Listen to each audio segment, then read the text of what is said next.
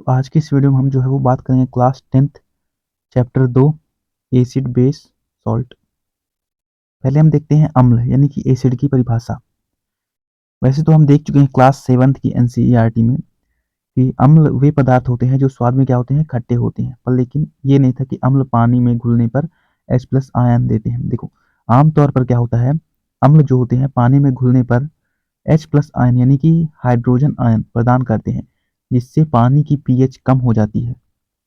पानी की पीएच क्या होती है, कम हो जाती है। ठीक है, देखो यहाँ पर बात करें, पानी की पीएच कम हो जाती है, ठीक है, और पीएच मान क्या हो जाता है, पीएच मान यहाँ पर क्या होगा, पीएच मान जितना कम होगा, जित पीएच मान कम होगा, पीएच मान जितना कम होगा, 0, 1, 2, 3, 4, 5, पीएच मान जितना कम होगा उतना क्या होगा, अम्ल अधिक होगा। ठीक है, अब देखो अम्ल के गुण की बात करें तो भौतिक गुण यानी कि फिजिकल प्रॉपर्टी, स्वाद में क्या होते हैं, खट्टे होते हैं।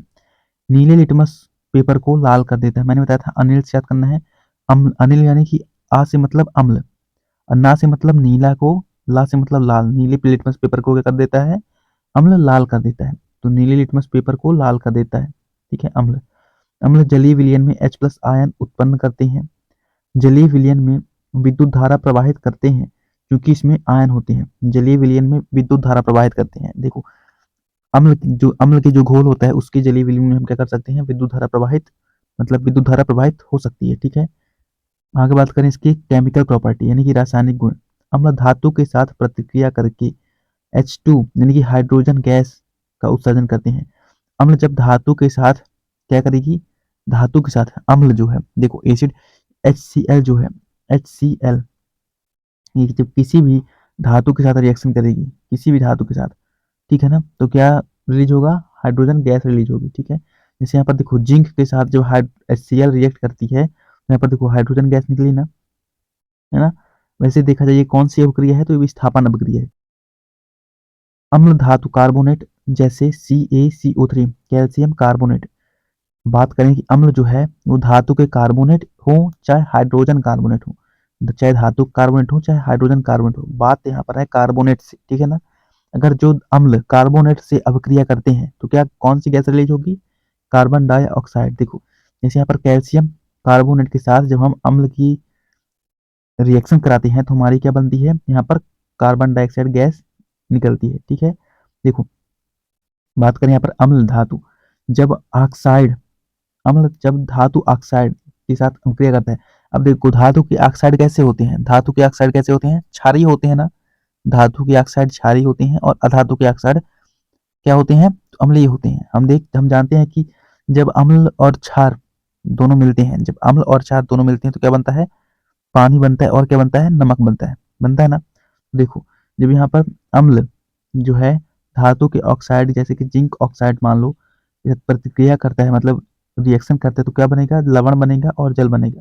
ठीक है, जब एसिड और बेस का रिएक्शन होगा तो क्या बनेगा, पानी बनेगा और क्या बनेगी, लवण बनेगा यानी कि नमक बनेगा। देखो जैसे यहाँ पर जिंक ऑक्साइड जो है, जिंक ऑक्साइड, ठीक है, जो कि जिंक ऑक्साइड धातु है, ठीक है,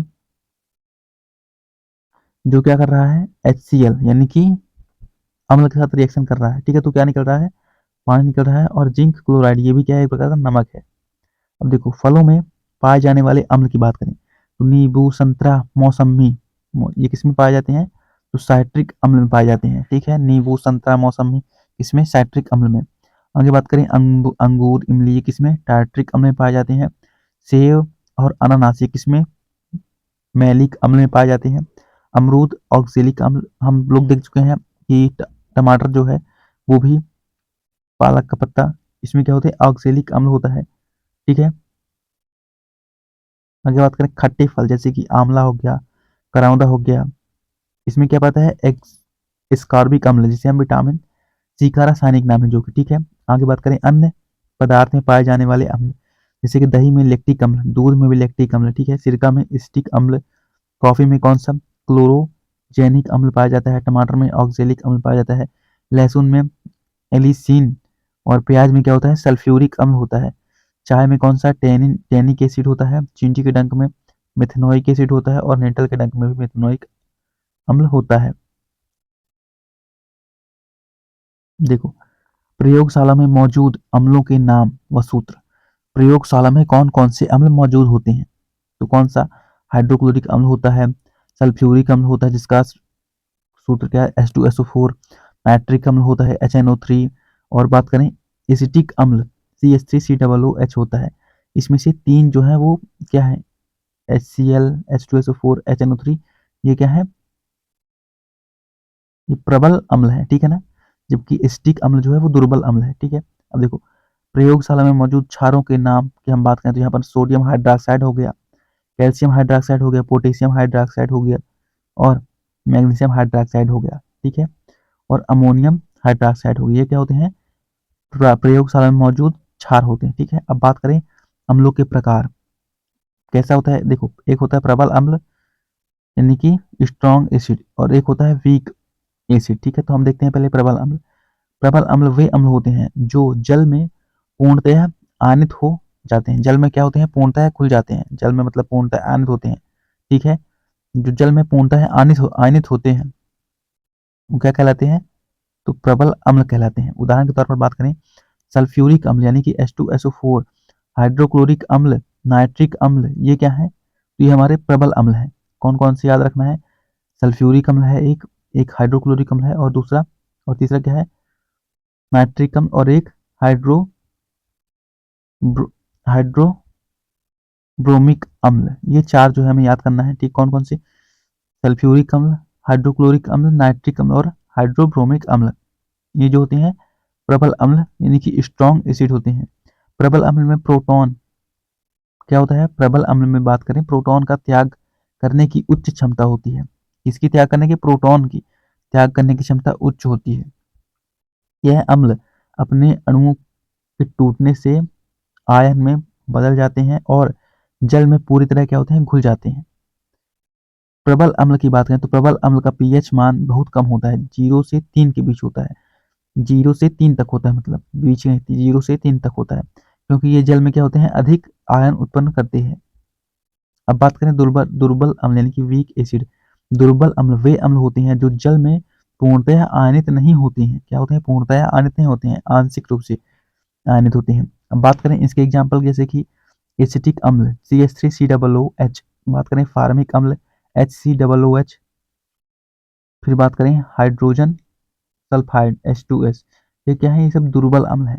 दुर्बल अम्ल जो है अपने H+ आयनों का पूर्णतः त्याग नहीं करते हैं। किसका? H+ आयन का पूर्णतः त्याग नहीं करते हैं, इसलिए आंशिक रूप से क्या होते हैं?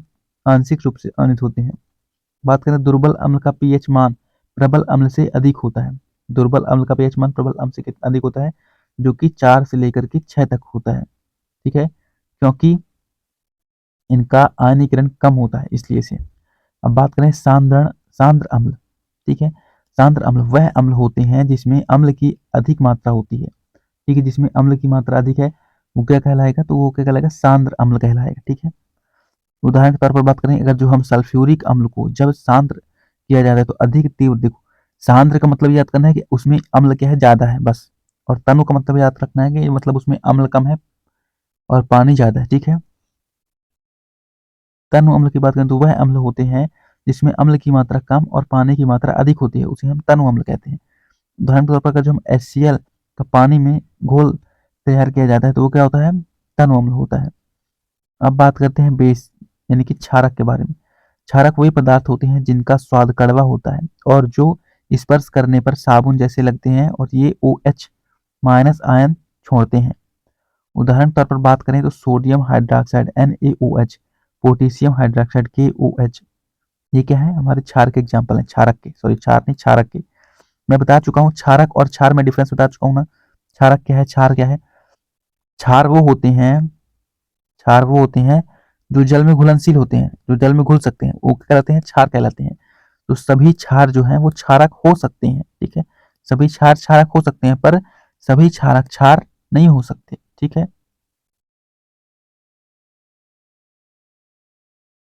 देखो भौतिक गुण की बात करें यानी कि फिजिकल प्रॉपर्टी, तो स्वाद में क्या होते हैं? क्षार कड़वे होते हैं। लाल लिटमस को नीला कर देता है क्या? क्षार, ठीक है। सॉरी क्षार नहीं, क्षारक। क्षारक जो है वो लाल लिटमस को नीला कर देता है। जलीय विलयन में OH निगेटिव आयन उत्पन्न करते हैं। जलीय विलयन में विद्युत धारा का प्रवाह नहीं होता है, जबकि हमने देखा था अम्ल में कि उसमें विद्युत धारा का प्रवाह होता है। जल में घुलनशील क्षारक को क्षार कहते हैं। देखो, जल में घुलनशील जो क्षारक होते हैं उसे हम क्या कहते हैं? क्षार कहते हैं। ठीक है। अब देखो, अब बात करें रासायनिक गुण के बारे में। क्षार धातु के साथ अपक्रिया कर क्या बनाते हैं? तो हाइड्रोजन गैस मुक्त करते हैं। उदाहरण के तौर पर बात करें, इसके सोडियम हाइड्रोक्साइड के साथ जब हम जिंक की रिएक्शन कराएंगे तो क्या बनेगा हमारा? यहाँ पर हाइड्रोजन गैस जो है वो प्राप्त होगी। आगे बात करें, क्षार अम्लीय ऑक्साइड, यानी कि इनकी अम्लीय ऑक्साइड कैसी होती है? अम्लीय ऑक्साइड के साथ अभिक्रिया करके क्या बनाती हैं? लवण और जल बनाते हैं। हम जानते हैं कि अम्लीय ऑक्साइड जो होते हैं वो क्या होते हैं? अम्लीय ऑक्साइड या फिर अधात्विक ऑक्साइड। अधात्विक ऑक्साइड अधातु क्या होते हैं? अम्लीय माध्यम होते हैं। ठीक है। अब हम जो है वो देखेंगे अम्ल क्षार सूचक के प्रकार, यानी कि एसिड बेस सूचक, यानी कि नेचुरल इंडिकेटर। तो नेचुरल इंडिकेटर क्या होते हैं? वे सूचक जो प्राकृतिक स्रोत से प्राप्त होते हैं उन्हें हम क्या कहते हैं? प्राकृतिक सूचक कहा जाता है। इसकी बात करें प्राकृतिक सूचक में हमारा लिटमस हो गया, लाल पत्ता गोभी का रस हो गया, हल्दी हो गया, हाइड्रेजिया के फूल का रस हो गया, पिटूनिया या फिर जिरानियम फूल की रंगीन पंखुड़ियां हो गया। ये सभी क्या है? प्राकृतिक सूचक हैं। बात करें लिटमस के बारे में। लिटमस एक प्रसिद्ध प्राकृतिक सूचक है जो कि थैलोफाइटा समूह के लाइकेन पौधे शैवाल से प्राप्त होता है। लिटमस क्या है? किस समूह से आता है? थैलोफाइटा समूह से आता है और लाइकेन पौधे शैवाल से प्राप्त होता है। लिटमस विलयन किस रंग का होता है? तो बैंगनी रंग का रंजक होता है। लिटमस विलयन बिना अम्लीय या क्षारीय विलयन में किस रंग का होता है? तो बैंगनी रंग का होता है। कहने का मतलब है जब पीएच 7 होता है, उदासीन होता है, तो किस रंग का होता है लिटमस? बैंगनी रंग का होता है। लिटमस पत्र ये कागज की पट्टियों के रूप में होते हैं और 2 रंगों में होते हैं। कौन से? एक लाल और एक नीला। अब देखो, अम्ल क्या करता है? नीले लिटमस पत्र को लाल कर देता है। इसकी ट्रिक है अनिल। आ से अम्ल जो है वो नीले लिटमस पत्र को लाल कर देता है।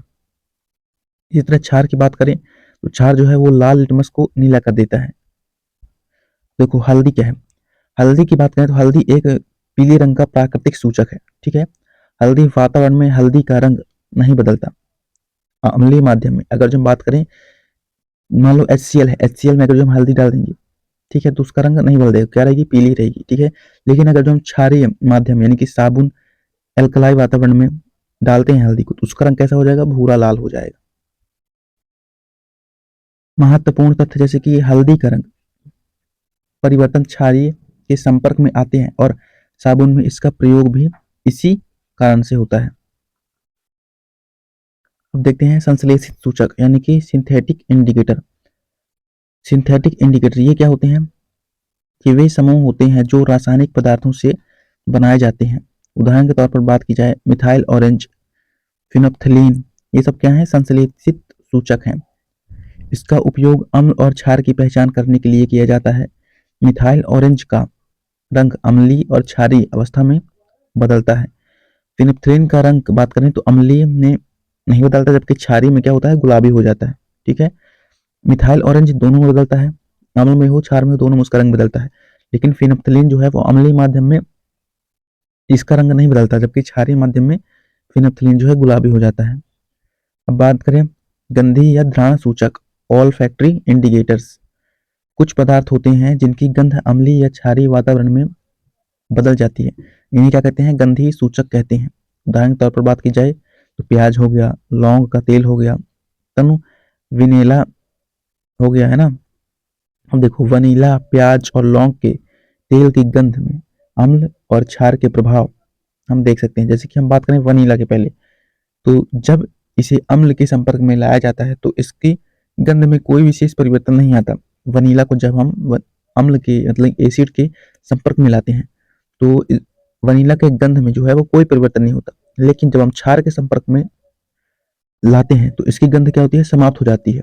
वनीला जब क्षार के संपर्क में आती है तो वनीला की गंध समाप्त हो जाती है या बहुत कमजोर हो जाती है ना। अब बात करें प्याज के बारे में। प्याज जब अम्ल के संपर्क में आने पर इसका मूल गंध बनी रहती है, यानी कि जब एसिड के संपर्क में प्याज को लाते हैं तो इसकी भी मूल गंध बनी रहती है, लेकिन क्षार के प्रभाव से इसकी गंध क्या होती है, समाप्त हो जाती है। लौंग का तेल की बात करें तो अम्ल में इसकी विशेष गंध बनी रहती है। देखो अम्ल में क्या होती है, इसकी एक विशेष गंध बनी रहती है, लेकिन क्षार में इसकी गंध समाप्त हो जाती है। तो बात की जाए चाहे अम्ल हो, चाहे लौंग का तेल हो, चाहे प्याज हो, चाहे वनीला हो, सभी जो है अम्लीय माध्यम में इनकी गंध बनी रहती है, लेकिन जहां क्षारीय माध्यम में ये आते हैं तो इनकी जो है गंध समाप्त हो जाती है। इसकी गंध अम्लीय और क्षारीय माहौल में अलग अलग बदलती है, इससे उनका उपयोग सूचक के रूप में किया जा सकता है। अब देखते हैं सार्वत्रिक सूचक यानी कि यूनिवर्सल इंडिकेटर्स। यह एक मिश्रण होता है जिसमें विभिन्न रसायनों का संयोग होता है। यह सूचक पीएच के आधार पर रंग परिवर्तन द्वारा बताया जाता है कि पदार्थ अम्लीय है कि क्षारीय है। यह सूचक पीएच के पूरे रेंज को कवर करता है और इसे सार्वत्रिक सूचक कहा जाता है। अब बात करते हैं लवण यानी कि सॉल्ट। लवण एक रासायनिक यौगिक है जो धातु और अम्ल की प्रतिक्रिया से बनता है। इसमें हाइड्रोजन आयन का विस्थापन होता है और एक हाइड्रोजन गैस के रूप में यह गैस निकलती है। अब देखते हैं हम लवण के गुण। लवण ठोस अवस्था में होते हैं, ठीक है। सामान्यतः लवण क्या होते हैं, उदासीन होते हैं, ना तो अम्लीय और ना ही क्षारीय। क्या होते हैं लवण, उदासीन होते हैं। लवणों के जलीय विलयन विद्युत के सुचालक होते हैं। लवणों के जो जलीय विलयन होते हैं उसके वो विद्युत के सुचालक होते हैं। हम देख चुके हैं कि अम्लों के जलीय विलयन भी विद्युत के सुचालक होते हैं, लेकिन क्षार जलीय विलयन की बात करें तो विद्युत के कुचालक होते हैं। लवण की बात करें, लवण जलीय विलयन में विद्युत का संचार करते हैं क्योंकि इससे आयन उत्पन्न होते हैं। अब बात करें सामान्य लवण के बारे में, जैसे कि NaCl, सोडियम क्लोराइड, भोजन में उपयोगी जो नमक हम लोग खाते हैं ना, वही नमक है NaCl। Na2CO3, सोडियम कार्बोनेट, ये भी क्या है, ये वाशिंग सोडा है, ठीक है। ये भी एक प्रकार का नमक है, ठीक है ना, वाशिंग सोडा। आगे बात करें कैल्शियम हाइड्रोक्साइड CaOH का होल ट्वाइस, ये क्या है, चूने का पानी, ये भी एक प्रकार का नमक है। आगे बात करें, अब देखो कुछ और यौगिकों के नाम देखते हैं, जैसे कि H2SO4, इसका उपयोग कहाँ होता है, तो बैटरी एसिड के रूप में होता है, ठीक है। सोडियम हाइड्रोक्साइड, इसका उपयोग कहाँ होता है, तो कास्टिक सोडा में होता है, सोडियम हाइड्रोक्साइड का यूज। आगे बात करें कैल्शियम कार्बोनेट, इसका यूज चूना पत्थर में होता है। अब हम देखेंगे कि अम्ल या फिर क्षारक जब धातु के साथ अभिक्रिया करते हैं तो क्या होता है। देखो हम बात करें, धातु जो है वो क्या होते हैं प्रकृति में, धातु प्रकृति में क्या होते हैं, क्षारीय होते हैं, ठीक है ना, ध्यान रखना है। और अधातु क्या होते हैं, प्रकृति में अम्लीय होते हैं। तो जब अम्ल या फिर क्षार कोई भी धातु के साथ अभिक्रिया करते हैं, जब जैसे कि अम्ल यहाँ पर है, अम्ल धातु के साथ या फिर क्षार धातु के साथ जब रिएक्ट करते हैं तो क्या होता है, लवण बनता है, और क्या बनता है, हाइड्रोजन गैस उत्पन्न होती है।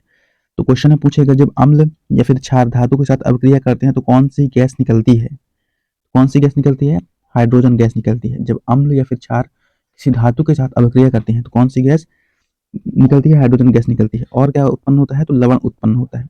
देखो इसमें हाइड्रोजन गैस उत्पन्न होती है और इस अभिक्रिया में भी हाइड्रोजन गैस उत्पन्न होती है। दोनों अभिक्रिया में जो है, चाहे अम्ल धातु के साथ करे चाहे क्षार धातु के साथ रिएक्ट करे, बने क्या, लवण और हाइड्रोजन है। अब बात करते हैं अम्ल और क्षार की अभिक्रिया से उत्पन्न हाइड्रोजन गैस की जांच। अब देखो पॉप साउंड, ये पॉप साउंड क्या है, देखो जब अम्ल और क्षार की अभिक्रिया से उत्पन्न हाइड्रोजन गैस की हम जांच कैसे करते हैं, जब अम्ल को जब हम बात करें अम्ल को धातु के साथ या फिर क्षार को धातु के साथ हम रिएक्ट कराते हैं तो जो हाइड्रोजन गैस निकलती है, तो हम कैसे मानेंगे कि हाइड्रोजन गैस निकलती है, तो हम क्या करते हैं, उसके जो जहां जहां मतलब हाइड्रोजन गैस उत्पन्न हो रही है वहां पर थोड़ा सा आग आग लगाएंगे, तो वो जो है पॉप साउंड के साथ हाइड्रोजन गैस जलेगी, ठीक है। अम्ल या क्षार की धातु से अभिक्रिया होने पर धातु अम्लों से हाइड्रोजन परमाणुओं का हाइड्रोजन गैस के रूप में विस्थापन करती है। अम्ल क्षार की धातुओं से अभिक्रिया होने पर क्या होता है, धातु अम्लों से हाइड्रोजन परमाणुओं का हाइड्रोजन गैस के रूप में विस्थापन करती है। हाइड्रोजन गैस की परीक्षण करने के लिए हाइड्रोजन गैस की परीक्षण करने के लिए एक जलती हुई मोमबत्ती के पास एक परख नली में हाइड्रोजन गैस लाने पर क्या होती है, पॉप यानी कि फट फट की आवाज सुनाई देती है। यह हाइड्रोजन गैस की उपस्थिति को दर्शाता है, ठीक है। देखो यहाँ पर ये दिया हुआ है, जब हम देखो दानेदार जिंक के टुकड़ों के साथ तनु सल्फ्यूरिक अम्ल की अभिक्रिया एवं ज्वाला द्वारा हाइड्रोजन गैस की जांच करते हैं। देखो जब हम दानेदार जिंक लेंगे, जिंक हमारे यहाँ पर क्या है, एक धातु है, ठीक है। जब इसको हम एसिड यानी कि अम्ल एसोटन सल्फ्यूरिक अम्ल दिया हुआ है, यानी कि एसिड के साथ जब हम रिएक्ट कराते हैं तो यहाँ पर क्या बनता है, जो ज्वाला उत्पन्न होती है उसमें हाइड्रोजन गैस की जांच यहाँ पर की जाती है, ठीक है। इसमें क्या है, हाइड्रोजन गैस के बुलबुले यहाँ पर दिख रहे हैं, है ना। दानेदार जिंक के टुकड़े ये नीचे इसमें पड़े हुए हैं और सल्फ्यूरिक अम्ल जो है वो लिक्विड के रूप में है, ठीक है। अब यहाँ पर जो है, ये यहाँ पर जो गैस निकल रही है यहाँ पर, तो हाइड्रोजन से भरे साबुन के बुलबुले उत्पन्न हो रहे हैं, है ना। ये साबुन का विलयन यहाँ पर लिया हुआ है, जिसमें से हम हाइड्रोजन गैस निकाल रहे हैं, तो क्या हो रहा है, हाइड्रोजन से भरे साबुन के बुलबुले उत्पन्न हो रहे हैं, जो कि मोमबत्ती के द्वारा जब हम जलाते हैं तो फट फट की ध्वनि के साथ हाइड्रोजन गैस का दहन होता है। अब बात करें धातु कार्बोनेट तथा धातु हाइड्रोजन कार्बोनेट की अम्ल के साथ अभिक्रिया। बात करें जब हम धातु कार्बोनेट या फिर जब हम धातु कार्बोनेट या फिर धातु हाइड्रोजन कार्बोनेट जो हम अम्ल के साथ रिएक्ट कराते हैं तो क्या होता है, जब हम धातु कार्बोनेट को अम्ल के साथ रिएक्ट कराएंगे तो हमारा लवण बनेगा, जल बनेगा और कार्बन डाइऑक्साइड गैस बनेगी। तो इसमें क्या पूछेगा, क्या बनता है, कार्बन, कौन सी गैस बनती है, कार्बन डाइऑक्साइड गैस बनती है। जब हम धातु के कार्बोनेट या फिर धातु हाइड्रोजन कार्बोनेट के साथ अपने को क्या कर रहा है, क्या रखना, केवल कार्बोनेट, जब हम कार्बोनेट के साथ अभिक्रिया कराते हैं तो कौन सी गैस उत्पन्न होती है, कार्बन डाइऑक्साइड गैस उत्पन्न होती है। उदाहरण के तौर पर देखें कि सोडियम कार्बोनेट Na2CO3 को जो हम HCl यानी कि हाइड्रोक्लोरिक अम्ल के साथ अभिक्रिया कराते हैं तो क्या उत्पन्न होता है, नमक उत्पन्न होता है NaCl, और पानी उत्पन्न होता है, और क्या, कार्बन डाइऑक्साइड गैस उत्पन्न होती है। आगे बात करें जब धातु हाइड्रोजन कार्बोनेट की अम्ल के साथ अभिक्रिया जब कराएंगे, देखो धातु हाइड्रोजन कार्बोनेट को जब हम अम्ल के साथ रिएक्ट कराएंगे तो क्या बनेगा, लवण बनेगा यानी कि नमक, जल बनेगा और कार्बन डाइऑक्साइड बनेगी। बात तो वही है, कार्बोनेट हो, बस धातु को अगर धातु के कार्बोनेट को अगर जो हम अम्ल के साथ रिएक्ट कराएंगे तो क्या बनेगा, कार्बन डाइऑक्साइड गैस उत्पन्न होगी, बस। उदाहरण जैसे कि sodium hydrogen carbonate NaSCO3, sodium hydrogen carbonate, जिसे हम क्या बोलते हैं, खाने वाला सोडा, ठीक है, बेकिंग सोडा, और हाइड्रोक्लोरिक अम्ल की अभिक्रिया, सोडियम हाइड्रोजन कार्बोनेट को हम हाइड्रोक्लोरिक अम्ल के साथ जब रिएक्ट कराते हैं तो यहाँ पर क्या होता है, NaCl यानी कि नमक, और क्या बनता है, पानी, और हमारी कार्बन डाइऑक्साइड गैस उत्पन्न होती है, ठीक है। आगे बात करते हैं, देखें कि निष्कर्ष देख क्या है, तो दोनों अभिक्रियाओं में नमक, जल और कार्बन डाइऑक्साइड, कौन सा, नमक, जल और कार्बन डाइऑक्साइड गैस उत्पन्न होती है। दोनों स्थिति में उत्पन्न कार्बन डाइऑक्साइड गैस की उपस्थिति को क्या कहते हैं, चूने के पानी यानी कि कैल्शियम हाइड्रोक्साइड से परखा जा सकता है, जो इसे दूधिया सफेद कर देता है। अब हम जो है वो देखेंगे कैल्शियम हाइड्रोक्साइड और कार्बन डाइऑक्साइड की अभिक्रिया। जैसे कि जब हम चूने के पानी, जिसे हम कैल्शियम हाइड्रोक्साइड बोलते हैं या फिर बुझा हुआ चूना बोलते हैं, और कार्बन डाइऑक्साइड की अभिक्रिया, जब हम कैल्शियम हाइड्रोक्साइड को क्या करते हैं, कार्बन डाइऑक्साइड के साथ अभिक्रिया कराते हैं तो कैल्शियम कार्बोनेट बनता है, जो कि संगमरमर का फार्मूला क्या होता है, कैल्शियम कार्बोनेट, ठीक है ना, और पानी निकलता है, कैल्शियम कार्बोनेट और पानी, ठीक है। जब कैल्शियम हाइड्रोक्साइड को कार्बन डाइऑक्साइड के साथ रिएक्ट कराएंगे तो क्या बनेगा, कैल्शियम कार्बोनेट और पानी। इस अभिक्रिया में कैल्शियम कार्बोनेट बनता है जो दूधिया सफेद रंग का अवक्षेप होता है, किस रंग का, दूधिया सफेद रंग का अवक्षेप देता है। अब बात करें जब अत्यधिक मात्रा में कार्बन डाइऑक्साइड प्रवाहित करते हैं, जब हम अधिक मात्रा में क्या करें, कार्बन डाइऑक्साइड प्रवाहित करें तो क्या होगा, देखो जब हम कैल्शियम कार्बोनेट और पानी के साथ कार्बन डाइऑक्साइड की आगे की अभिक्रिया करें, देखो अभी हमने क्या किया, कैल्शियम हाइड्रोक्साइड में कार्बन डाइऑक्साइड प्रवाहित कराया तो हमें कैल्शियम कार्बोनेट और पानी मिला। अब हम क्या करेंगे, कैल्शियम कार्बोनेट और पानी में क्या करेंगे, फिर से कार्बन डाइऑक्साइड प्रवाहित कराएंगे, ठीक है ना, फिर से कार्बन डाइऑक्साइड प्रवाहित कराएंगे तो हमारा क्या प्राप्त होगा, CaSCO3 का होल ट्वाइस, ठीक है। अधिक कार्बन डाइऑक्साइड मिलाने पर क्या होगा, कैल्शियम हाइड्रोजन कार्बोनेट बनता है, जो जल में घुलनशील होता है, जिससे दूधिया सफेदी समाप्त हो जाती है। क्या होती है, जिससे दूधिया सफेदी जो है समाप्त होती है, कैल्शियम हाइड्रोजन कार्बोनेट बन जाता है। अगर जो हम कैल्शियम कार्बोनेट में और अधिक कार्बन डाइऑक्साइड मिला देंगे तो, जैसे कि कैल्शियम कार्बोनेट के अन्य नाम क्या क्या है, बात करें चूना पत्थर, ठीक है, लाइमस्टोन जिसे बोलते हैं, खड़िया, ठीक, खड़िया यानी क्ले, संगमरमर यानी कि मार्बल, ये सब कैल्शियम कार्बोनेट के नाम है। चूना पत्थर, खड़िया, संगमरमर, ठीक है। देखो, कम कार्बन डाइऑक्साइड पर दुधिया सफेद कैल्शियम कार्बोनेट बनता है जब हम कम कार्बन डाइऑक्साइड प्रवाहित कराते हैं, ठीक है। और जब हम कैल्शियम कार्बोनेट अधिक कार्बन डाइऑक्साइड जब हम अधिक कार्बन डाइऑक्साइड कैल्शियम कार्बोनेट में घोलते हैं तो हमें क्या बनता है, हमें क्या मिलता है, तो क्या मिलेगा हमें, कैल्शियम हाइड्रोजन कार्बोनेट में बदल जाता है, कैल्शियम हाइड्रोजन कार्बोनेट में बदल जाता है और सफेदी जो है वो समाप्त हो जाती है। अब बात करें उदासीन, जब हम मीडियम में कराएंगे तभी सफेदी रहेगी, और अगर जो अधिक करा देंगे कार्बन डाइऑक्साइड तो क्या होगा, सफेदी उड़ जाएगी, ठीक है। अब बात करें न्यूट्रल यानी कि उदासीनीकरण के बारे में। उदासीन पदार्थ वो होते हैं जो लाल और नीले लिटमस पेपर के रंगों को परिवर्तित नहीं करते हैं। यह ना तो अम्लीय होते हैं और ना ही क्षारीय होते हैं। उदाहरण के तौर पर बात की जाए, नमक, नौसाधर, कैल्शियम क्लोराइड, सोडियम कार्बोनेट, ये सब क्या होते हैं, उदासीन होते हैं। नमक याद रखना है, नौसाधर याद रखना है, कैल्शियम कार्बोनेट और सोडियम कार्बोनेट, ये सभी क्या होते हैं, और फिर एक और सोडियम बाइकार्बोनेट, ये सभी उदासीन होते हैं। अब देखें उदासीनीकरण अभिक्रिया यानी कि न्यूट्रलाइजेशन रिएक्शन, अम्ल और क्षार के बीच होने वाली अभिक्रिया को हम क्या कहते हैं, उदासीनीकरण अभिक्रिया कहते हैं। इस अभिक्रिया में अम्ल और क्षार मिलकर लवण और जल का निर्माण करते हैं। अम्ल वे पदार्थ होते हैं जो जल में H+ आयन प्रदान करते हैं, जैसे HCl, H2SO4, और क्षार वे पदार्थ होते हैं जो OH- आयन प्रदान करते हैं, जैसे NaOH, KOH यानी कि सोडियम हाइड्रोक्साइड, पोटेशियम हाइड्रोक्साइड। और बात करें उदासीनीकरण अभिक्रिया, जिसमें एसिड और बेस मिल करके सॉल्ट और पानी बनाते हैं। उदाहरण के लिए HCl यानी कि जो अम्ल है, NaOH जो कि क्षार है, क्षारक है, इनको जब हम रिएक्ट कराएंगे साथ में तो नमक बनेगा और पानी बनेगा। महत्वपूर्ण बिंदु की बात करें यहाँ पर, अगर जो हम प्रबल अम्ल और दुर्बल क्षार को मिलाएंगे तो क्या बनेगा, अम्लीय लवण ही बनेगा। कैसा बनेगा, अम्लीय लवण, क्योंकि यहाँ पर हमारा प्रबल अम्ल है और दुर्बल क्षार है, तो हमारा अम्ल कैसा बनेगा, प्रबल, मतलब प्रबल है इसलिए से हमारा अम्लीय लवण बनेगा। और जल जो है क्या होगा, पानी का pH 7 से कम होगा, यानी कि ये क्या होगा, हमारा अम्लीय होगा और pH जो होगा कितना होगा, pH 7 से कम होगा, ठीक है।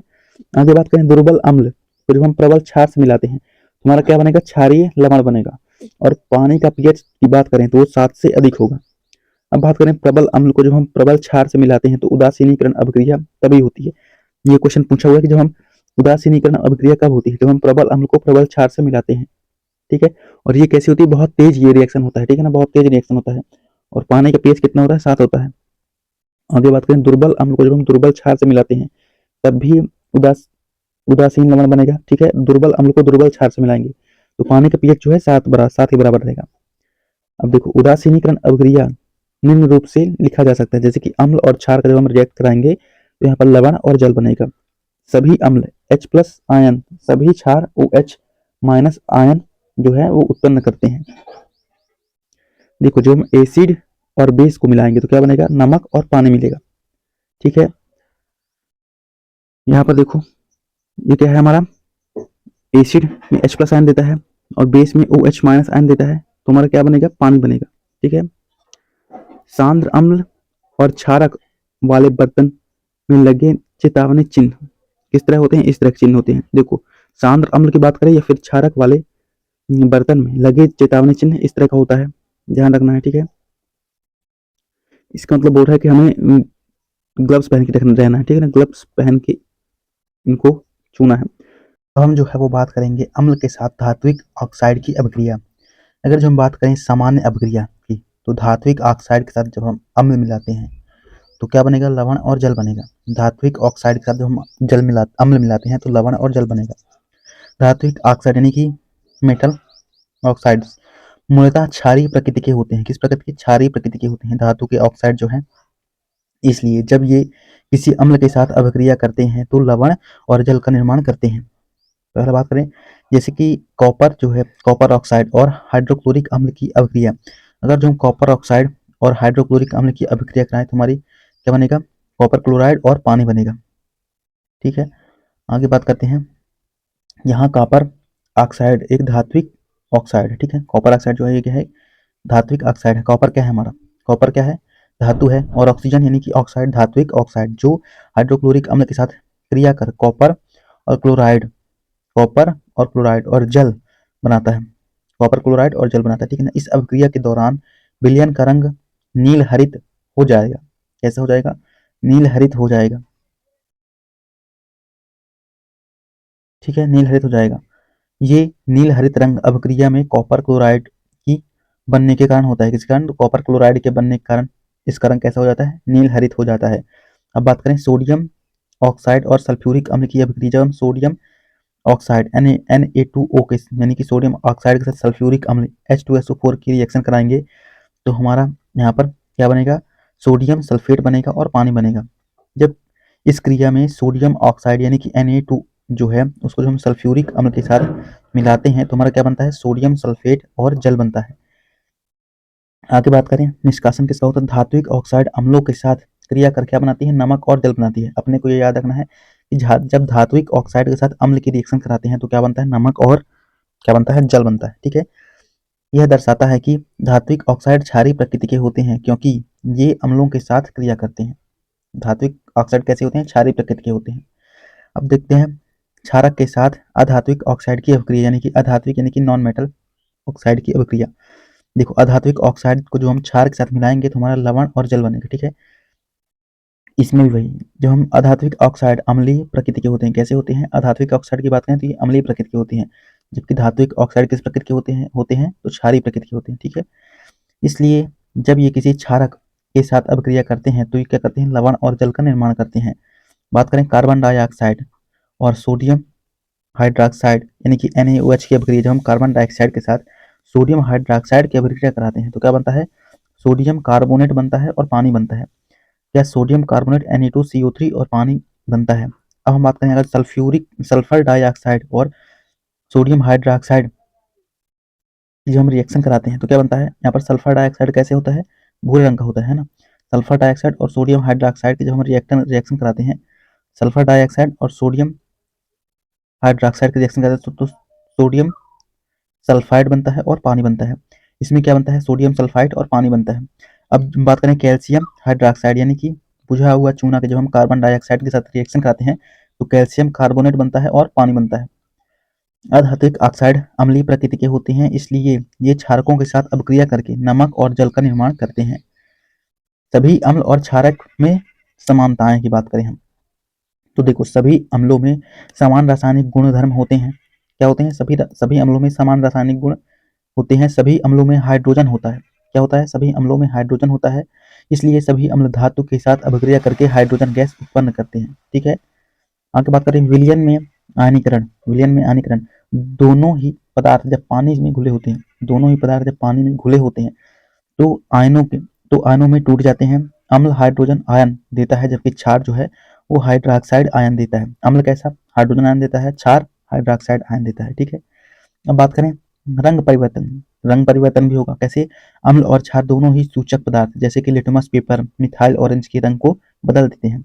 अभिक्रिया अभिक्रिया कैसी होगी? जैसे कि दोनों ही पदार्थ एक दूसरे के साथ अभिक्रिया करके लवण और जल बनाते हैं। इस प्रक्रिया को क्या कहते हैं? उदासीनीकरण अभिक्रिया यानी कि न्यूट्रलाइजेशन कहते हैं। बात करें विद्युत का चालन। देखो अम्ल और क्षार के जलीय विलयन में विद्युत का चालन करते हैं क्योंकि इसके मुक्त आयन होते हैं। अब देखो अम्ल और क्षार और उदासीन मतलब तीनों स्थिति में क्या होता है? विद्युत का चालन होता है, ठीक है। क्योंकि अम्लों में धात्विक H+ आयन और H+ आयन तथा ऋण आयन जैसे HCl यानी कि हाइड्रोक्लोरिक अम्ल में क्लोरीन HNO3 यानी कि नाइट्रिक अम्ल में NO3 और H2SO4 सल्फ्यूरिक अम्ल में सल्फर SO होते हैं। अब बात करें ऊष्माक्षेपी प्रक्रिया। हम जान चुके हैं ऊष्माक्षेपी प्रक्रिया कितनी बार पढ़ चुके हैं। ऊष्माक्षेपी प्रक्रिया अम्ल और क्षार को जब हम जल में घोलते हैं, जल में घोलने की प्रक्रिया को ऊष्माक्षेपी प्रक्रिया कहते हैं, अर्थात इस प्रक्रिया में ऊष्मा निकलती है। अब बात करें जलीय विलयन में अम्लीय क्षारक। जलीय विलयन में अम्लीय क्षारक क्या होते हैं? देखो जल की उपस्थिति में जब हाइड्रोक्लोरिक HCl में हाइड्रोजन आयन अर्थात H+ उत्पन्न होता है तो जल की अनुपस्थिति में हाइड्रोक्लोरिक अणुओं में H+ आयन पृथक नहीं होता। देखो जल की उपस्थिति में जब हाइड्रोक्लोरिक अम्ल जो है वो आयन अर्थात H+ आयन उत्पन्न होता है। जल की उपस्थिति में जब HCl से H+ आयन उत्पन्न होता है तो जल की अनुपस्थिति में बात करें HCl से H+ आयन पृथक नहीं हो सकता। ठीक है, यानी कि जल की अगर जो जल की अनुपस्थिति है तो उसमें से हाइड्रोजन आयन नहीं निकलेगा, और अगर जो जल की उपस्थिति है तो वो हाइड्रोजन आयन जो है वो पृथक हो जाएगा। ठीक है, HCl और जल में आयन, देखो HCl जब कुछ पानी मिलाएंगे तो H3O प्लस और क्लोरीन हमारे यहाँ पर पृथक होगा। देखो हाइड्रोजन आयन हमेशा H प्लस या हाइड्रोनियम आयन H3O प्लस से दर्शाया जाता है। हाइड्रोजन आयन किससे, H प्लस या फिर H3O प्लस से दर्शाया जाता है।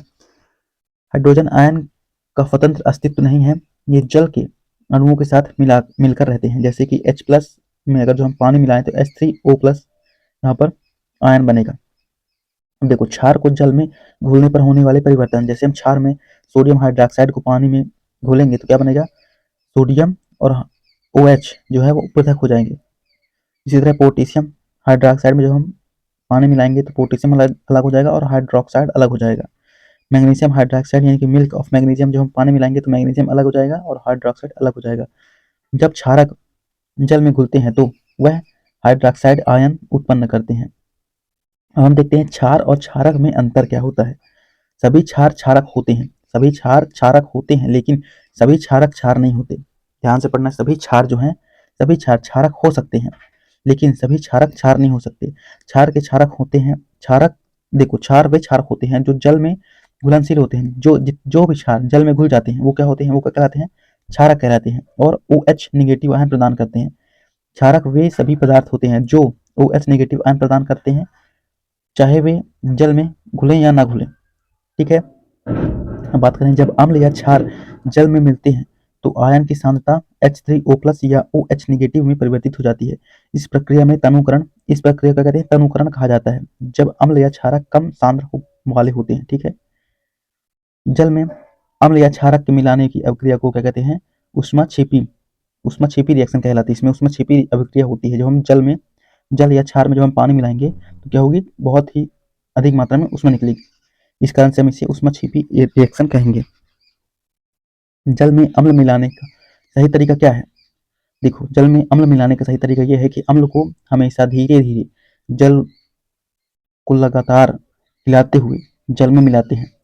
यानी कि अम्ल को जो है हम जल के अंदर डालते हैं। ठीक है, ना कि अम्ल के अंदर हम जल डालेंगे। अगर जो हम अम्ल के अंदर जल डालेंगे तो अम्ल जो है बहुत तेज से मतलब फुदकने लगेगा और उसका जो छिट्टा है वो ऊपर भी पड़ सकता है। इसलिए से हम क्या करते हैं, हिलाते हुए पानी को उसमें थोड़ा थोड़ा क्या डालते हैं, अम्ल डालते हैं।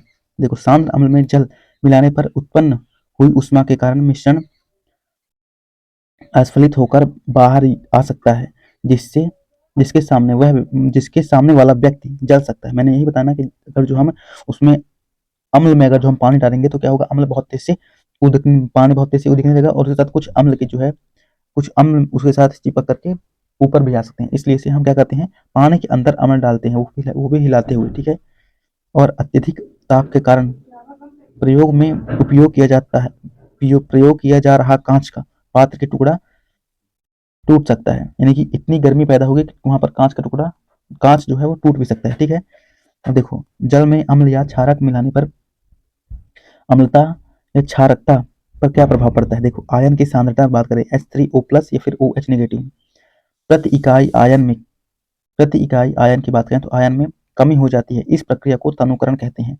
एवं अम्ल या क्षारक तनुकृत होते हैं, अर्थात जब अम्ल को अधिक जल में घोलते हैं जब अम्ल को हम अधिक जल में घोलते हैं तो हाइड्रोनियम आयन की सांद्रता प्रति इकाई आयन में घटती है, जिससे अम्लता क्या होती है, कम हो जाती है।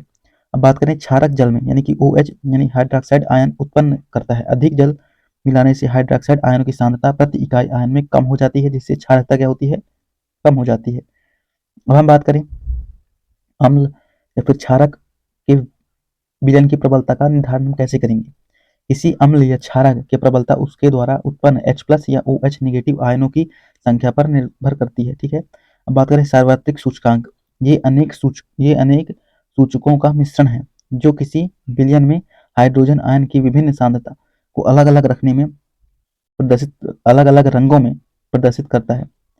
सार्वत्रिक सूचक की बात करें तो सार्वभौमिक सूचक क्या होता है। देखो सार्वत्रिक सूचक हमने देखा कि ये अनेक सूचकों का मिश्रण होता है। ठीक है, जो किसी विलयन में हाइड्रोजन आयन की विभिन्न सांद्रता को अलग अलग रंगों में प्रदर्शित करता है। ठीक है, सार्वत्रिक सूचक कहलाता है।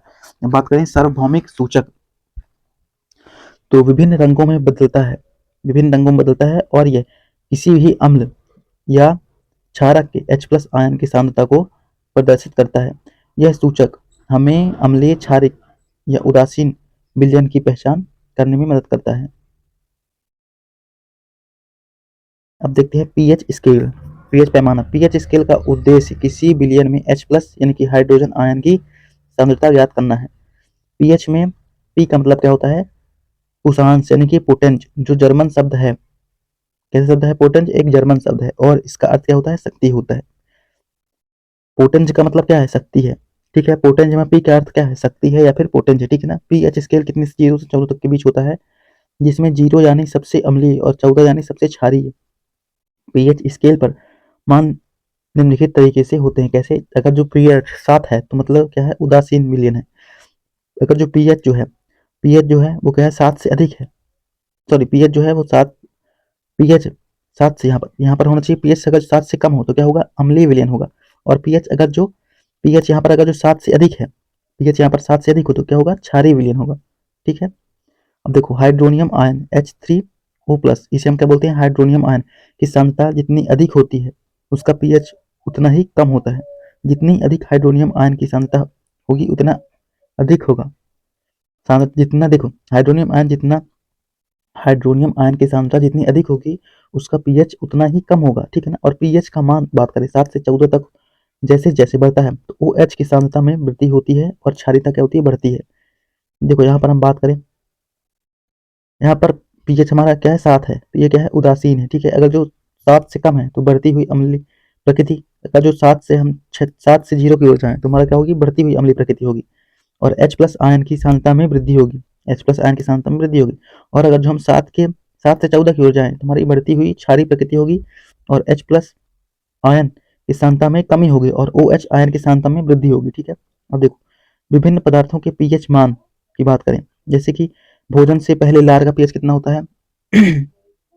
7.4 होता है। ठीक है। कितना होता है? 7.4। और इसको अगर जो हम पीएच स्केल में देखेंगे तो क्या होगा? हरा होगा, ग्रीन होगा। ठीक है। भोजन से पहले कलार का पीएच कितना होता है? 7.4। भोजन के बाद कलार का पीएच कितना होता है? 5.8 होता है, जो कि पीले रंग का होता है। ठीक है। ये रंग भी पूछता है, बहुत जरूरी है। ठीक है ना। नींबू रस कितना पीएच होता है? 2.5 होता है, जिसका रंग क्या होता है? नारंगी होता है। ठीक है। आगे बात करें, रंगहीन वातित पेय जो कि पीला हरा होता है, जिसका पीएच कितना होता है? 6 होता है। ठीक है। अब बात करें गाजर रस यानी कि कैरोट जूस, जिसका रंग कैसा होता है? पीला हरा होता है और पीएच कितना होता है? 6 होता है। गाजर रस का पीएच कितना होता है? 6 होता है। कॉफी का पीएच कितना होता है? 5 होता है। कॉफी का पीएच 5 होता है। बस ये पीएच याद करो, ये रंग अपने आप याद हो जाएंगे। मैं बताऊंगा अभी कैसे। जैसे कि टमाटर का रस कितना होता है? 4.1 या फिर 4 के आसपास होता है, जो कि अम्लीय होता है। ठीक है ना। और टमाटर में कौन सा अम्ल पाया जाता है? तो कौन सा? Oxalic acid. ठीक है ना। जो कि पथरी जिससे होती है। ठीक है ना। देखो, नल का पानी पीएच कितना होता है? 6.5 से 9.5। ठीक है। बात करें 1 मिलियन, सॉरी एक, यहाँ पर बात करें NaOH, सोडियम हाइड्रोक्साइड का रंग कितनी? सोडियम हाइड्रोक्साइड यानी सोडियम हाइड्रोक्साइड की चाहे कितना भी हम ड्रॉप लें, अगर जो हम एक ड्रॉप लेते हैं, एक बूंद भी लेंगे तो उसका पीएच कितना होगा? मतलब सबसे अधिक क्षारीय होता है कौन? Sodium hydroxide.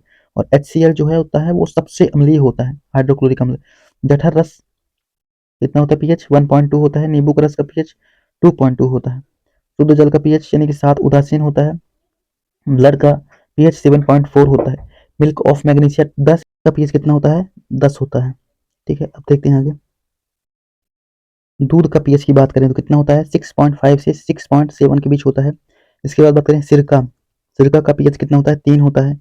NaCl यानी कि सोडियम क्लोराइड का पीएच कितना होता है? 7 होता है, जो कि उदासीन होता है। अम्लीय घोल का पीएच कितना होता है? तो अम्लीय घोल का पीएच 7 से कम होता है। उदासीन घोल का पीएच 7 होता है। शराब का पीएच कितना होता है? 2.8 लगभग होता है। रक्त के पीएच का मान 0.2 का परिवर्तन होता है। कब? जब मृत्यु के कारण जो कि मृत्यु का कारण बन सकता है। अगर जो रक्त के पीएच में 0.2 का परिवर्तन होगा तो मृत्यु का कारण भी बन सकती है। ठीक है। मानव मूत्र का पीएच कितना होता है? 4.8 से 8.4 होता है। समुद्री जल का पीएच की बात करें तो कितना होता है? 8.5 होता है। आंसू का पीएच 7.4 होता है। मानव लार का पीएच कितना होता है? 6.5 से 7.5 होता है। अब हम देखेंगे पीएच मान को संबंधित पत्रक के कलर के साथ याद रखें। अगर जो हम इसको याद कर लेंगे ना, जितने भी पीएच हम देखे हैं उन सभी का कलर हम अपने आप बता सकते हैं, है ना। देखो शुरू में हमें लाल होता है, ठीक है, शुरू में क्या है, रेड है, फिर येलो है, फिर ग्रीन है, फिर यहाँ पर क्या है, नीला रंग है, ठीक है ना। तो ऐसे याद रखना है हमें। जठर रस यहाँ पर कितना होता है, देखो 1.2, जिसका रंग क्या होता है, लगभग रेडिश होता है, ठीक है। फिर नींबू का रस जो कि लाल और पीला रंग होता है लगभग, ठीक है। फिर शुद्ध जल का बात करें तो कितना होता है, पीला और हरा हो सकता है, ठीक है ना, पीला और हरा के मध्य होगा। इसके बाद बात करें मिल्क ऑफ मैग्नीशिया, फिर इसके बाद सोडियम हाइड्रोक्साइड, इस तरह जो है हम यहाँ पर रंग फिर डिनोट कर सकते हैं। अब बात करें प्रबल अम्ल या फिर प्रबल क्षार। प्रबल अम्ल की बात करें तो वही अम्ल जो जल में पूर्णतः आयनित हो जाते हैं और उच्च सांद्रता में H3O यानी कि हाइड्रोनियम आयन उत्पन्न करते हैं, उन्हें हम क्या कहते हैं, प्रबल अम्ल कहते हैं। यानी अधिक संख्या में H+ आयन उत्पन्न करने वाला अम्ल प्रबल अम्ल कहलाता है। अब बात करें इसका पीएच जो होता है प्रबल अम्ल का 0 से 3 के बीच होता है। जैसे कि HCl ये क्या है, एक प्रबल अम्ल है। H2SO4 ये भी क्या है, एक प्रबल अम्ल है, क्योंकि ये जो है, ये अम्ल जो है पूर्णतः जल में पूर्णतः क्या होंगे, आयनित हो जाएंगे, इसलिए से, ठीक है ना। अब बात करें प्रमुख प्रबल अम्ल, जैसे कि हाइड्रोक्लोरिक अम्ल हो गया। प्रबल अम्ल के एग्जाम्पल पूछेगा, इनमें से कौन कौन से प्रबल अम्ल हैं, कथन निष्कर्ष में दे देगा, ठीक है ना। देखो हाइड्रोक्लोरिक अम्ल प्रबल अम्ल है, सल्फ्यूरिक अम्ल प्रबल अम्ल है, नाइट्रिक अम्ल भी प्रबल अम्ल है, हाइड्रो हाइड्रोब्रामिक हाइड्रोब्रोमिक अम्ल जो है वो भी प्रबल अम्ल है, हाइड्रो आयोडिक अम्ल ये भी क्या है, प्रबल अम्ल है, परक्लोरिक अम्ल ये भी क्या है, एक प्रबल अम्ल है। अब बात करें प्रबल क्षार, स्ट्रॉन्ग बेस, वे क्षार जो जल में पूर्णतया आयनित हो जाते हैं और उच्च सांद्रता में OH उत्पन्न करते हैं, उन्हें हम क्या कहते हैं, प्रबल क्षार कहते हैं, यानी कि स्ट्रॉन्ग बेस कहते हैं। इनका पीएच मान कितना होता है, 11 से 14 के बीच होता है। उदाहरण के तौर पर बात करें NaOH, जैसे कि NaOH, इनका इसका पीएच कितना होगा, कितना है इसका पीएच, तो कितना है, 14 है। सोडियम हाइड्रोक्साइड ये क्या होता है, पूर्णतः आयनित हो जाता है, ठीक है। इसी तरह पोटेशियम हाइड्रोक्साइड बात करते हैं, ये भी पूर्णतः आयनित होता है, ठीक है ना। बात करें प्रमुख प्रबल क्षार, जैसे कि सोडियम हाइड्रोक्साइड ये क्या है, प्रमुख क्षार है। जिस तरह पोटेशियम हाइड्रोक्साइड ये भी प्रमुख क्षार है, लिथियम हाइड्रोक्साइड प्रमुख क्षार, कैल्शियम हाइड्रोक्साइड जिसे हम क्या बोलते हैं, बुझा हुआ चूना, बेरिक हाइड्रोक्साइड ये भी क्या है, प्रबल क्षार है। अब देखते हैं दुर्बल अम्ल और दुर्बल क्षार के बारे में। दुर्बल अम्ल क्या होता है, वीक एसिड, वे अम्ल जो जल में आंशिक रूप से आयनित होते हैं और कम मात्रा में H3O यानी कि हाइड्रोनियम आयन उत्पन्न करते हैं, उन्हें हम क्या कहते हैं, दुर्बल अम्ल यानी कि वीक एसिड कहते हैं। इनका पीएच की बात करें तो 3 से 7 के बीच होता है। ये संतुलन अवस्था में होते हैं और पूरी तरह से आयनित नहीं होते हैं, ठीक है ना। पूरी तरह से आयनित होते हैं क्या, पूरी तरह से आयनित नहीं होते। देखो दुर्बल अम्ल जो होते हैं, क्वेश्चन पूछेगा दुर्बल अम्ल क्या पूरी तरह से आयनित होते हैं, तो दुर्बल अम्ल पूरी तरह से आयनित नहीं होते हैं, जबकि प्रबल अम्ल जो है या फिर प्रबल क्षार की बात करें वो पूरी तरह से आयनित होते हैं, ठीक है ना। जैसे कि CH3COOH इथेनोइक अम्ल, ठीक है ना, CH3COO ये क्या है, CH3COOH जो है CH3COO में टूटेगा और H+ आयन का आंशिक जो है आयनित होगा यहाँ पर, ठीक है ना। अब बात करें प्रमुख दुर्बल अम्ल, दुर्बल अम्ल के एग्जाम्पल पूछेगा कि दुर्बल अम्ल का एग्जाम्पल इनमें से कौन सा है, CH3COOH यानी जिसे हम क्या बोलते हैं, एथेनोइक अम्ल, जो कि जिसे हम एसिटिक एसिड जो कि सिरके में पाया जाता है, ठीक है, जिसका पीएच कितना होता है, लगभग 2.4 होता है, ठीक है ना। आगे बात करें कार्बोनिक अम्ल,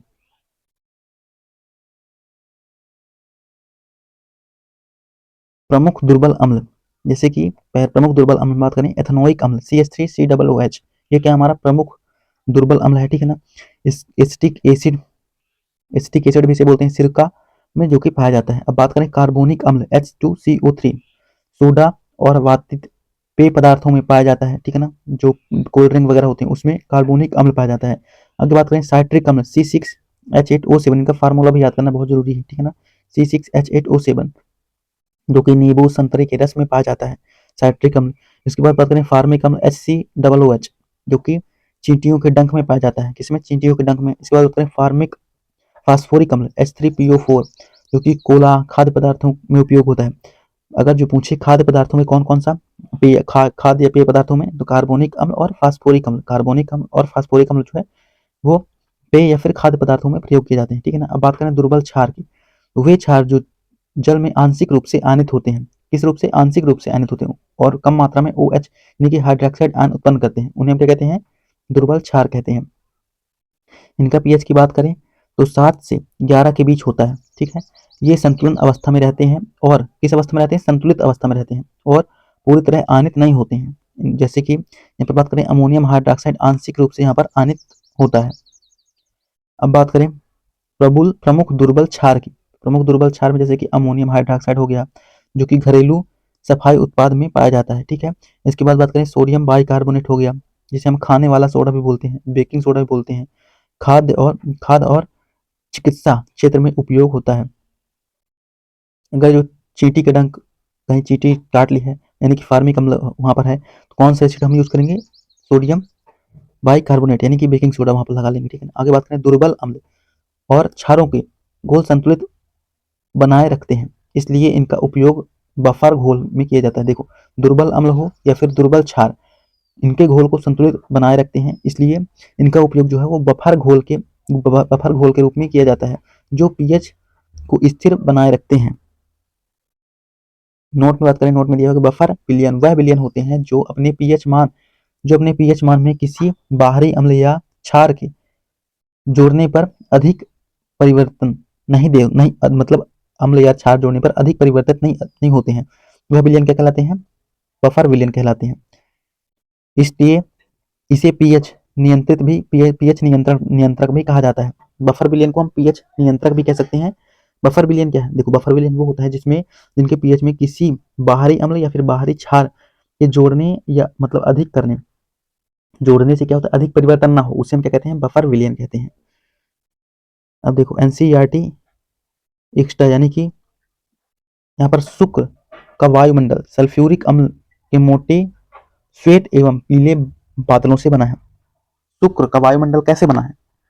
तो कैसा? सल्फ्यूरिक अम्ल के मोटे श्वेत एवं पीले बादलों से। किस रंग से? श्वेत और पीले बादलों से, ठीक है ना। श्वेत और पीले बादलों से। और कौन सा अम्ल? तो सल्फ्यूरिक अम्ल। अब देखो दैनिक जीवन में पीएच का महत्व हम देखते हैं, जैसे कि पौधों और पशु पीएच के प्रति संवेदनशील होते हैं। पौधे और पशु की बात करें तो पीएच के प्रति संवेदनशील होते हैं, जैसे कि हमारा शरीर 7 से 7.8 पीएच परास के बीच कार्य करता है, जो जीवन के लिए आवश्यक है। यदि पीएच में बदलाव होता है तो यह शरीर के सामान्य कार्यों को प्रभावित कर सकता है।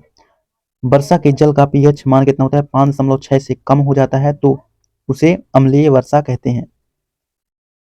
देखो मिट्टी का पीएच की बात करें तो अच्छी उपज के लिए पौधों को एक विशिष्ट पीएच परास की आवश्यकता होती है। यदि मिट्टी का पीएच कम या अधिक हो जाता है तो किसान अम्लीय या क्षारीय पदार्थ मिलाकर इसे संतुलित करते हैं।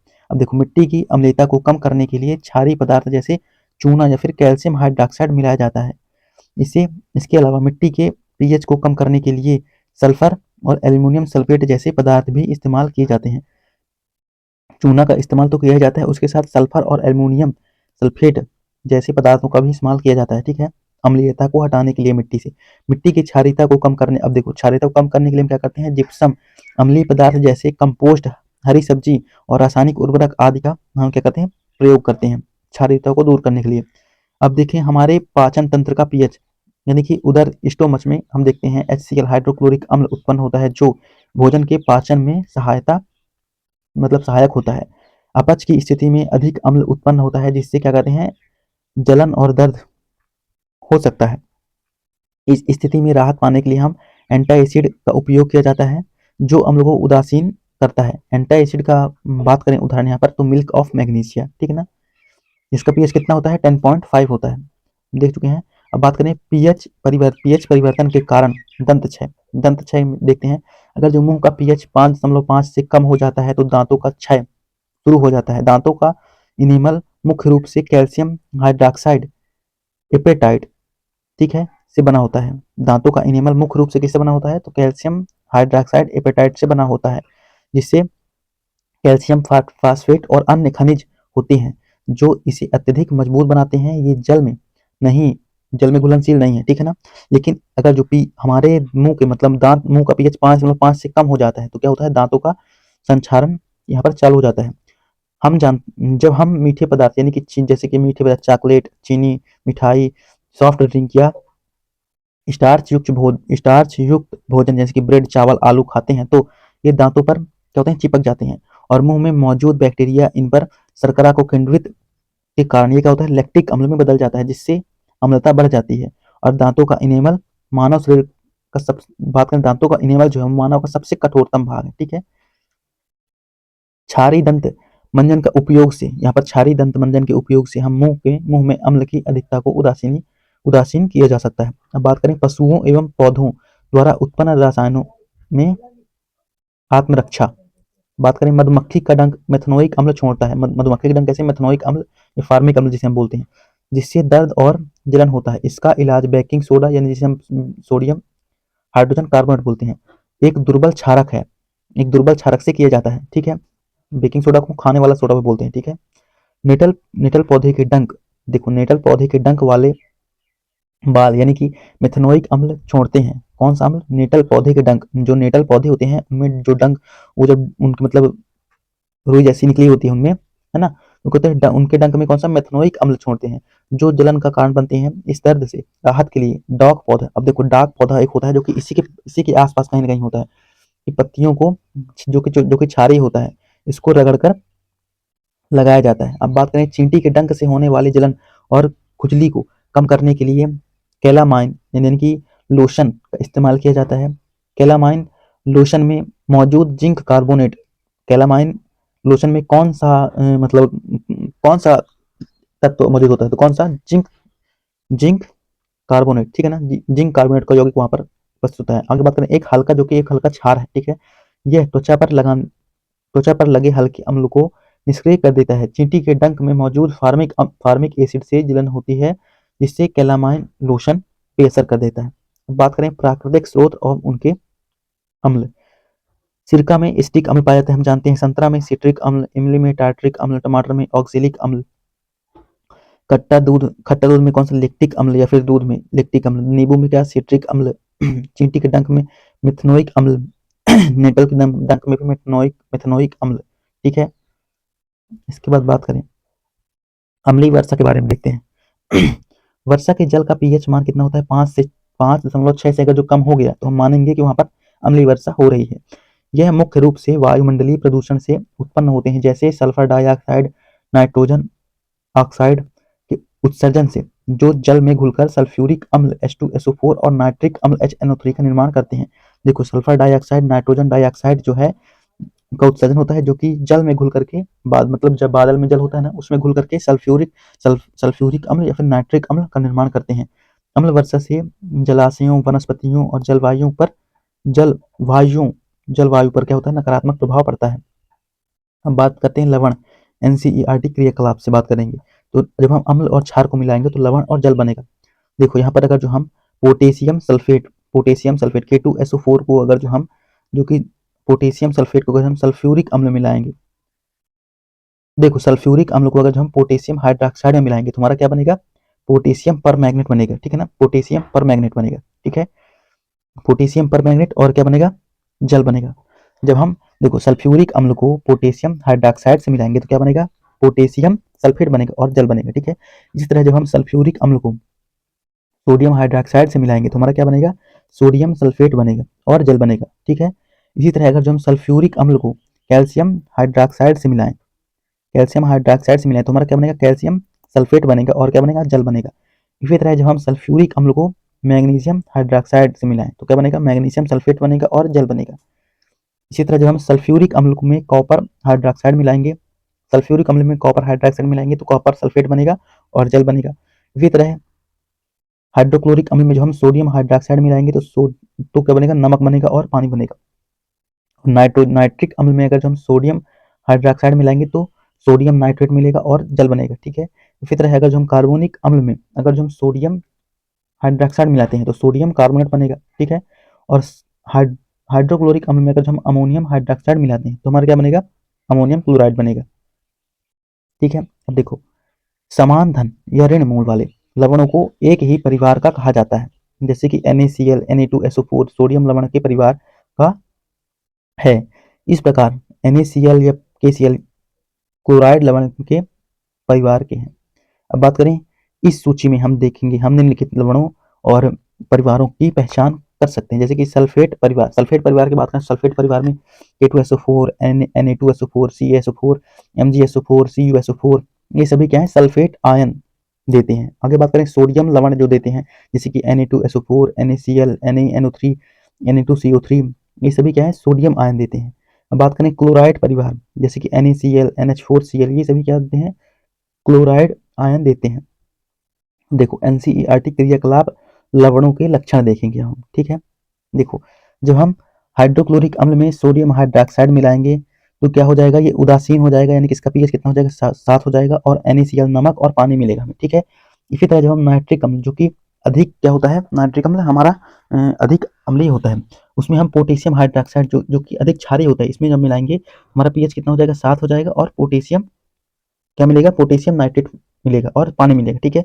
इसके बाद हम बात करें, और जब हम हाइड्रोक्लोरिक अम्ल के साथ एल्यूमिनियम हाइड्रोक्साइड मिलाएं, एल्यूमिनियम हाइड्रोक्साइड हाइड्रोक्लोरिक अम्ल के साथ मिलाएंगे, अब देखो यहाँ पर हमारा क्या है, प्रबल अम्ल है, और यहाँ पर क्या है, दुर्बल क्षार है, एल्यूमिनियम हाइड्रोक्साइड, तो हमारा क्या क्या होगा, एल्यूमिनियम क्लोराइड मिलेगा, जो कि क्या होगा, जो क्या होगा, जिसका पीएच 7 से अधिक होगा, ठीक है।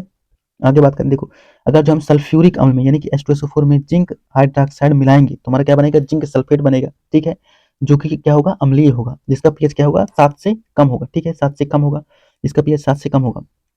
अब बात करें सल्फ्यूरिक अम्ल यानी कि H2SO4 में अगर जो हम कॉपर हाइड्रोक्साइड मिलाते हैं तो ये क्या बनेगा, कॉपर सल्फेट बनेगा। देखो सल्फ्यूरिक अम्ल यहाँ पर हमारा प्रबल क्या है, प्रबल अम्ल है, और कॉपर हाइड्रोक्साइड क्या है, यहाँ पर वीक बेस है, ठीक है ना। जो हम स्ट्रॉन्ग एसिड में वीक बेस मिलाएंगे तो हमें क्या मिलेगा, क्या मिलेगा, एसिड मिलेगा। तुम्हारा कॉपर सल्फेट जो है क्या है, अम्ल एसिड है, जो कि क्या है, 7 से कम है। अब बात करें इसी तरह अगर जो हम एसिटिक अम्ल जो कि क्या है, कमजोर अम्ल है, तो सोडियम हाइड्रोक्साइड मिलाएं जो कि प्रबल क्या है, प्रबल क्या है, प्रबल क्षार है, मिलाएंगे तो क्या बनेगा हमारा, सोडियम एसीटेट बनेगा, सोडियम एसीटेट, ठीक है ना, जो कि क्या होगा, 7 से, जिसका पीएच क्या होगा, अधिक होगा। इसके बाद बात करें सोडियम, जब हम कार्बोनिक अम्ल में यानी कि कार्बोनिक अम्ल जो कि हम पेय पदार्थों में अधिकांशतः पाए जाते हैं, H2CO3 में अगर जो हम सोडियम हाइड्रोक्साइड जो कि प्रबल क्षार है, और ये क्या है, कमजोर अम्ल है, कमजोर अम्ल में अगर हम प्रबल क्षार मिलाएंगे तो हमें क्या मिलेगा, क्षार ही मिलेगा, ठीक है ना, जिसका पीएच क्या होगा, 7 से अधिक होगा, क्या मिलेगा, सोडियम कार्बोनेट मिलेगा। इसी तरह अगर जो हम बात करें कार्बोनिक अम्ल जो कि कमजोर अम्ल है, इसमें हम सोडियम हाइड्रोक्साइड यानी कि प्रबल क्षार जो मिलाते हैं तो सोडियम हाइड्रोजन कार्बोनेट हमें प्राप्त होगा, और हमारा पीएच जो होगा वो 7 से अधिक होगा। बात करें लवणों का पीएच, प्रबल अम्ल और प्रबल क्षार के लवण का पीएच कितना होता है, 7 होता है, और यह एक क्या है, उदासीनीकरण अभिक्रिया होती है। प्रबल अम्ल और दुर्बल क्षार के लवण का पीएच कितना होता है, 7 से कम होता है, और ये क्या होते हैं, अम्लीय होते हैं। इसी तरह बात करें अगर जो हम प्रबल छालने और दुर्बल अम्ल तो इनका पीएच क्या होगा, 7 से अधिक होगा, और ये क्या होंगे, प्रकृति में क्षारीय होंगे। अब बात करते हैं साधारण नमक से रसायन, सोडियम क्लोराइड को जो हम साधारण नमक, सोडियम क्लोराइड NaCl को हम क्या कहते हैं, साधारण नमक कहते हैं, जिसे हम डेली यूज में लेते हैं, भोजन में इस्तेमाल करते हैं, ठीक है। आगे बात करें जब हम हाइड्रोक्लोरिक अम्ल में सोडियम हाइड्रोक्साइड मिलाएंगे तो क्या बनेगा, नमक मिलेगा, और क्या मिलेगा, पानी मिलेगा। इसी तरह इसमें NaCl का पीएच जो है 7 यानी उदासीन होगा, क्योंकि ये क्या है, प्रबल अम्ल और प्रबल क्षार से मिलकर बना है, ठीक है। यहाँ पर हमारा HCl क्या है, प्रबल अम्ल है, सोडियम हाइड्रोक्साइड हमारा क्या है, प्रबल क्षार है। साधारण नमक से समुद्री जल में प्राप्त होता है। देखो साधारण नमक की बात करें तो कहाँ से प्राप्त होता है, मुख्यतः समुद्री जल से प्राप्त होता है। खनिज नमक रॉक सॉल्ट एक भूरे रंग के क्रिस्टल के रूप में पाया जाता है। अब अगर हम खनिज नमक की बात करें, यानी कि जब खनिज नमक, ठीक है ना, तोड़ करके जिसे निकाला जाता है पत्थर से, जिसे हम रॉक सॉल्ट भी बोलते हैं, जो कि भूरे रंग के क्रिस्टल के रूप में पाया जाता है, जिसे कोयले की तरह निष्कर्षण करके प्राप्त किया जाता है, ठीक है। खनिज नमक बहुत पहले मौजूद समुद्र के सूखने के कारण बना होता है, ठीक है ना। बात करें साधारण नमक, रसायनों के कच्चा पदार्थ, रसायनों के कच्चा पदार्थ के रूप में बात करें, देखो साधारण नमक का उपयोग निम्नलिखित रसायनों के निर्माण में कच्चे पदार्थ के रूप में किया जाता है, जैसे कि sodium hydroxide, baking soda, washing soda और विरंजक चूर्ण। इनमें हम क्या करते हैं, इनमें हम साधारण नमक का उपयोग करते हैं। सोडियम हाइड्रोक्साइड, बेकिंग सोडा, इनके निर्माण में जो है वो साधारण नमक का यूज किया जाता है।